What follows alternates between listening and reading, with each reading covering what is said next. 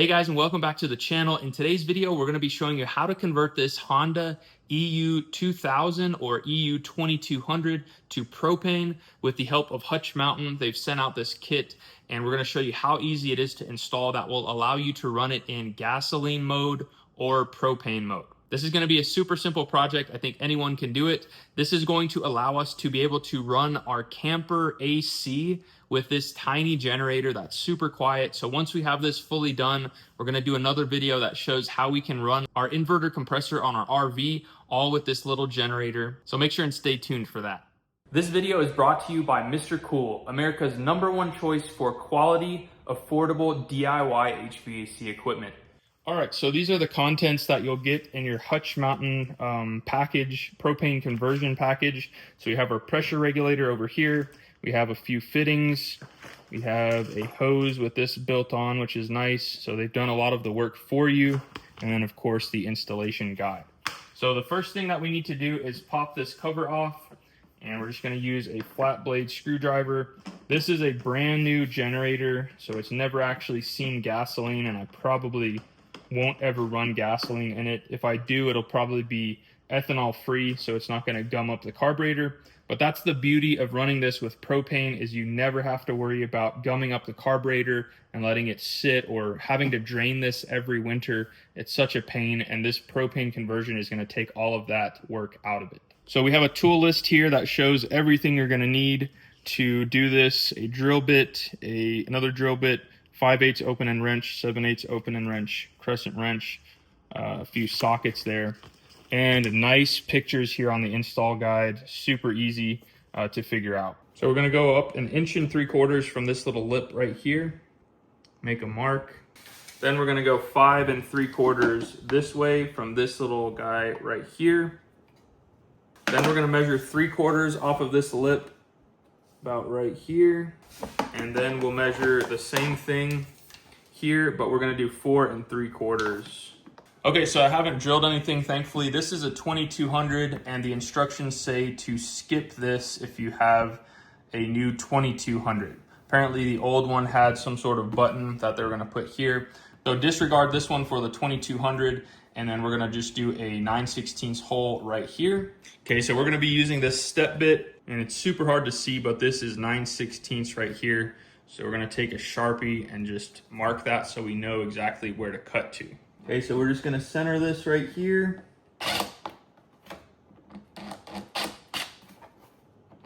Perfect.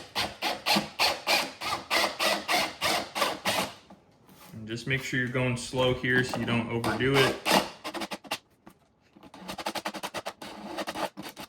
Okay, we're at 9/16 right there. Beautiful. Next, we're going to take our flat blade screwdriver and we're going to take this airbox cover off. Next, we're going to be using an 8mm socket to remove these 2 nuts right here, as well as this bolt right under here. Okay, so next what we're going to do is take our hose that is, it already has this flange on it for the carburetor, and this guy. The instructions say to put 2 washers here to give you the right spacing. And then we're going to feed it up to our hole. And there we go. Beautiful. So we notice this already has sealant on it. Okay, so next we're going to put our washer on and then our elbow. So we have sealant already on this male part. So we're going to thread this on. And we're going to use a crescent wrench to hold it on the back side. Okay, we're just going to rotate it until we get to parallel with the orientation of the unit. That's nice and snug, so we're ready to proceed. Next, we're going to take this last piece and attach it right here. And again, we already have thread sealant there. I like that this has this little cover, so when you're storing it, you're not going to get any bugs or whatnot inside of there. Okay, so that's golden. All right, so next we're gonna gingerly pull this box off, and then this thing just pops out of the crankcase there. So just pull that out, no problem. So this will come out as one piece. Next, we're going to use a Phillips screwdriver, and we're just going to push these sleeves out. There we go. That's how it pops out there. Set that aside. And then same thing with these. Just going to push it out just like that. This is brand new, so this is super easy. I'm not sure how difficult they would be with a used one, but as you can see, those were super easy to pop out. Next, we're going to take this new metal sleeve that's a little bit longer, and we're going to slide it into the front right here, just like that. And it'll be pretty much flush on the back side. Okay, so we're going to slip our old gasket off. Now that we have the old gasket off, we're going to slide these bushings on that we slid out of the old carburetor housing. And you'll notice that these gaskets are all oriented with the yellow dot on the lower left, including this, so you can make sure to match everything. These two gaskets are the same, so we're going to slide this over our little bushing here. And don't push it all the way in just yet. Then we're going to slide this guy on over those bushings, and then we'll slip this one on last here. Just like that. Okay, so this part is pretty critical. So we're gonna slide this back into its home here. And next we're just gonna slip this over, and we're gonna hold it up against this while we put these two nuts that we took off back on hand tight. Don't let any pressure off of it until you've put these on hand tight. That's gonna ensure that that gasket is seated properly.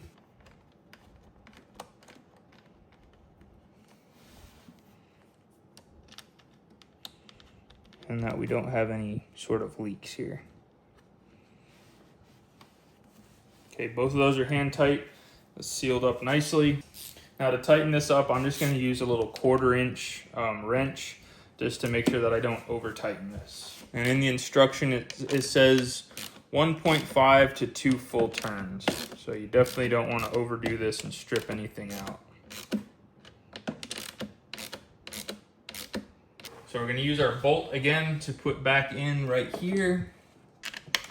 Everything should line up the same. Okay, we'll put this little filter back on, and then we'll put our cover back on. Now, one of the last things we need to do here is we're going to zip tie the propane line to these fuel lines here. Don't have to be super tight. They're just going to keep this from potentially going up to that. This is where the crank pulley is, and we don't want that potentially rubbing against it. Okay, so one of the last things we need to do here is we're just going to take this old sticker off. This says you can heat it up with a hair dryer or a heat gun and make this process easier. But again, since this is brand new, no issue taking this sticker off. Okay, so this is the one we're going to be using here.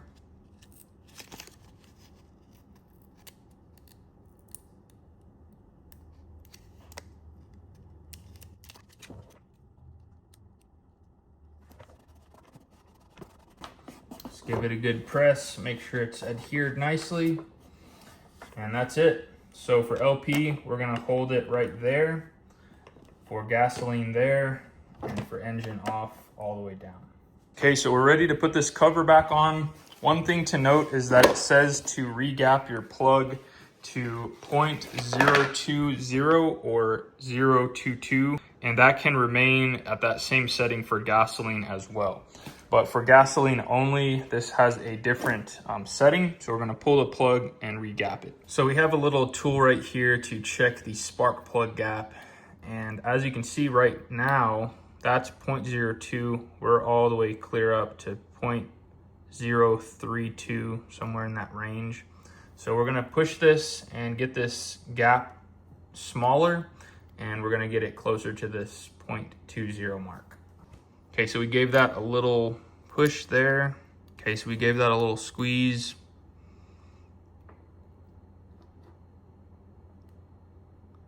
And we're right there in 0.2. Now for a little bit more precise tuning here, The smallest we go down to is 0.25, and we can't fit that in there. So I think we're golden right where we're at. Now, something else to note is that Hutch Mountain also includes a jetting kit right here that comes in this little cylinder. If you're above 5,000 feet, this is a great opportunity to rejet. We're just below 5,000. We're at like 4,500 feet here in Salt Lake City, so we don't have to do any jetting. But just note that, and it's really cool that this kit comes with it. So we got our spark plug replaced. We're gonna put this front cover on and give this guy a start. All right, guys, this is the initial startup on our Honda EU 2200. So we are never gonna use the choke on this, just FYI. This is only if you're using gas. So we're always gonna leave it all the way to the right there. We're never gonna mess with that. So we're gonna pop this over to propane use, or propane NG. We're gonna open this up. We're gonna hold this, just tap it a couple times, and then we should be ready to start.